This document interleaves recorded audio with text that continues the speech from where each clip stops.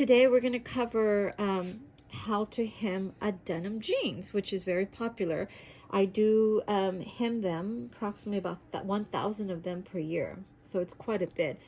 And so I will teach you how I do it, and that's going to be easier for you. So these are some of the tools that I use, hammer, and some of these denim threads that I get from different places, manufacturing places that you could use, like sewing leather seats, boats and stuff like that. So something really strong.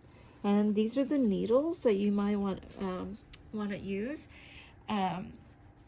So 14, 16, and 18, it's a good size. Like, and I'll tell you, it depends on the weight of the fabric, right? Some are stretchy, some are not. Like the original Levi jeans, you might want to do 16 or 18, but now these days they have like spandex, like 1% or 3%, then I think 14, because if you use like 18 for the stretchy jeans, you're going to damage the jeans. So people don't realize, but that's something that you may not want to do because it will rip. And also leather jeans. Again, I love using leather needles for jeans, especially the stretchy jeans. Okay, so what we're going to do today is we're going to try to match the color. I guess actually, let's put these away.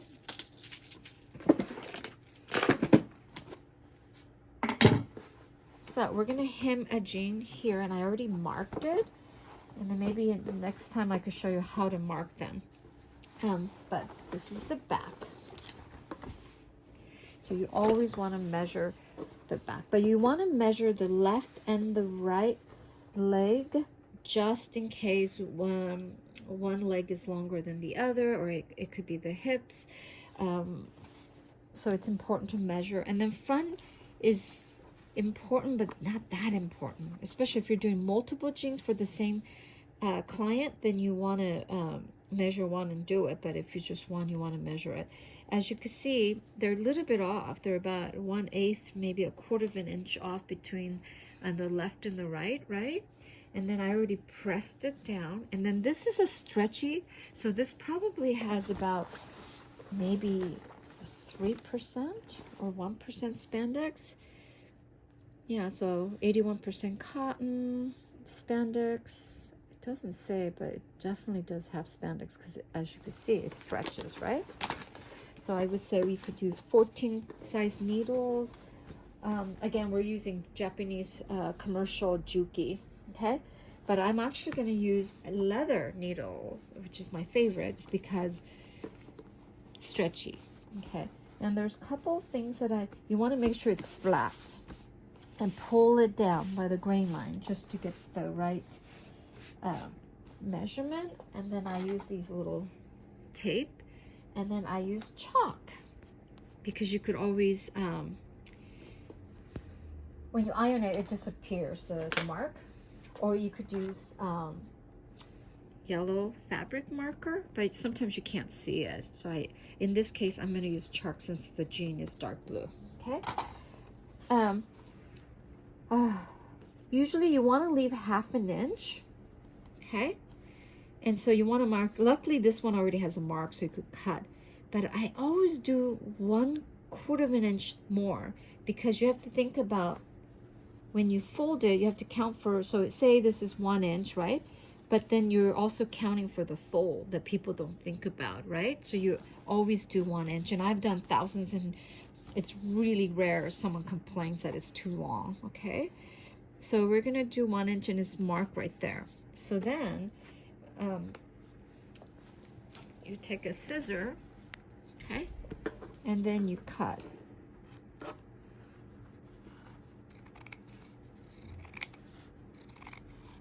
All around.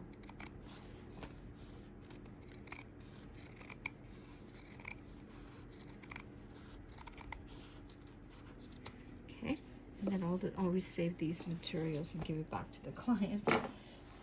And then same thing here. And this one a little bit more. So you have to kind of eyeball that it's like a half of this. If you're not sure, you might want to measure it all the way around. But since I do this so often, I could just eye it and get the right measurement.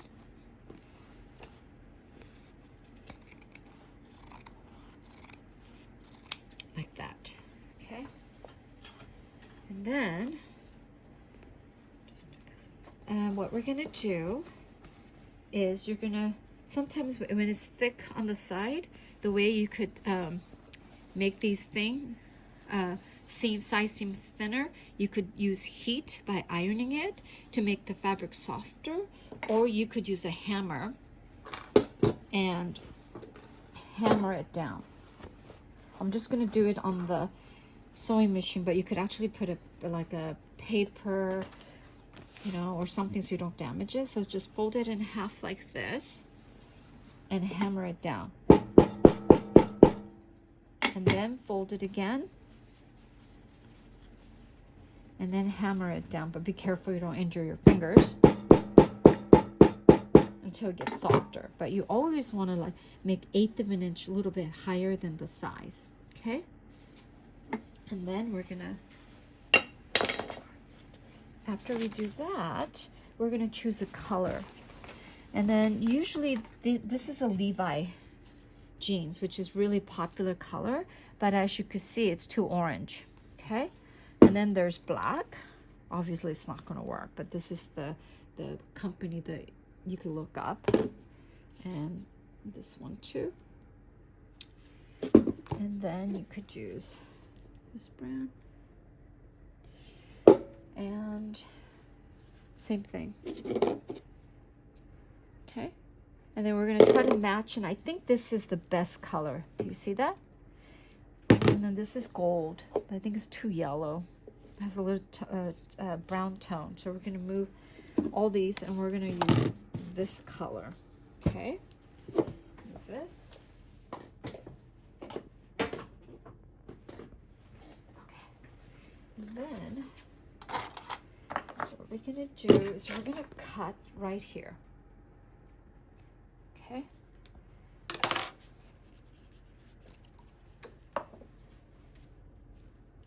And then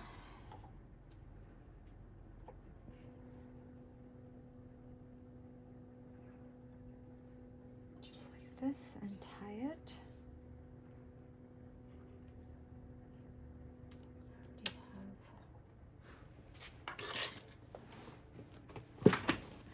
And then pull it down just like that. And then it goes right through just like that. Cut it. And then you're going to change the bobbins. It's so important that you get the same weight of the thread as the bobbin, because if the bobbin's too thin and the top thread is too thick, it's not going to sew well. Okay, so you put it under. And pull. Okay, and it's important to do about 3.5. You could do 4 if you want it wider, but I always like 3.5. Okay, and then we already cut it. And what you're gonna do is you're gonna always start from the inside. Okay, and then you're gonna fold half like this, and then go down. And you're going to sew it from the top because it's prettier. Put it in half, down, and then sew it. Take this, down, sew it. See how pretty that is? Again. Sew it.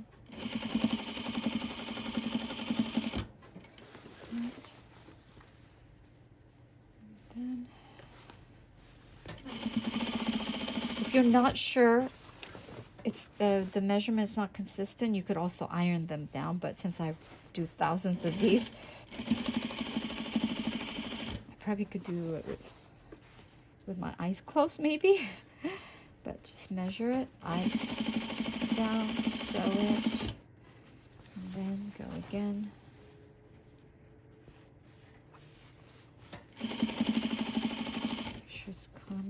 So when you come to the end, to make it really pretty, you could trim them, but you don't have to do back stitch. What you're gonna do is come over here, lift like that, and then make the stitches smaller, like 2.5 for 3, and go down and pull, so you don't even do back stitch. And trim it, leave a 1/4 inch in the back, and look how pretty that is. Look how pretty that is. And then I'll trim this way. See how pretty that is? Make sure it's consistent. Okay, and then you iron it down, and it'll be really pretty.